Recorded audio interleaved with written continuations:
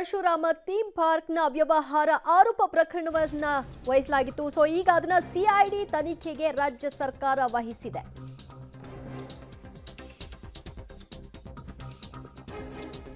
Parashurama theme park ಅವ್ಯವಹಾರ ಆರೋಪ ಕೇಳಿಬಂದಿತ್ತು. ಪ್ರಕರಣವನ್ನ ಸಿಐಡಿಗೆ ಒಪ್ಪಿಸಬೇಕು ಅನ್ನುವಂತಹ ಪ್ರತಿಭಟನೆಗಳು ಕೂಡ ನಡೆದಿತ್ತು. ಇದೀಗ ರಾಜ್ಯ ಸರ್ಕಾರ ಪ್ರಕರಣವನ್ನ ಸಿಐಡಿಗೆ ಒಪ್ಪಿಸಿದೆ. ಉಡುಪಿ ಜಿಲ್ಲೆ ಕಾರ್ಕಳದ ಎರಲಪ್ಪಾಡಿ ಗ್ರಾಮ ಪಂಚಾಯತ್ನ ಥೀಮ್ ಪಾರ್ಕ್ ಇದಾಗಿದೆ. ಹಿಂದಿನ ಬಿಜೆಪಿ ಸರ್ಕಾರದ ಅವಧಿಯಲ್ಲಿ ನಿರ್ಮಾಣಗೊಂಡಿದ್ದಂತಹ ಪರಶುರಾಮ ಥೀಮ್ ಪಾರ್ಕ್ ಗೋಮಾಳದಲ್ಲಿ ಥೀಮ್ ಪಾರ್ಕ್ ಅನ್ನ ನಿರ್ಮಾಣ ಮಾಡಲಾಗಿದೆ. ಜೊತೆಗೆ ಆ ಒಂದು ಮೂರ್ತಿ ಏನಿದೆ ಅದರ ವಿಷಯವಾಗಿಯೂ ಕೂಡ ಕೆಲವಷ್ಟು ಆರೋಪಗಳು ಕೇಳಿಬಂದಿತ್ತು. ಮಾಜಿ ಸಚಿವ ಸುನೀಲ್ ಕುಮಾರ್ ಮಾರ್ಗದರ್ಶನದಲ್ಲಿ ನಿರ್ಮಾಣವಾಗಿರುವಂತಹ ಥೀಮ್ ಪಾರ್ಕ್ ಅಕ್ರಮವಾಗಿ ಆಗಿದೆ ಅಂತ ನಿರಂತರವಾಗಿ ಪ್ರತಿಭಟನೆಯನ್ನ ನಡೆಸಲಾಗಿತ್ತು. ಈ ಬಗ್ಗೆ ಕ್ರಮವನ್ನ ತೆಗೆದುಕೊಳ್ಳಬೇಕು, ತನಿಖೆ ಯಾವ ಹಂತದಲ್ಲಿದೆ ಅನ್ನೋದನ್ನ ಬಹಿರಂಗಪಡಿಸಬೇಕು, ಇಲ್ಲದಿದ್ರೆ ನಾವು ಯಾವುದೇ ರೀತಿಯ ಹೋರಾಟಗಳನ್ನು ಕೂಡ ಮಾಡಲ್ಲ ಅಂತ ಕಾಂಗ್ರೆಸ್ಗೆ ತಾಕೀತನ್ನ ಕೂಡ ಮಾಡಿದ್ರು ಪ್ರತಿಭಟನಾಕಾರರು. ಸೊ ಇದೀಗ ಸಿಐಡಿಗೆ ವಹಿಸಲಾಗಿದೆ.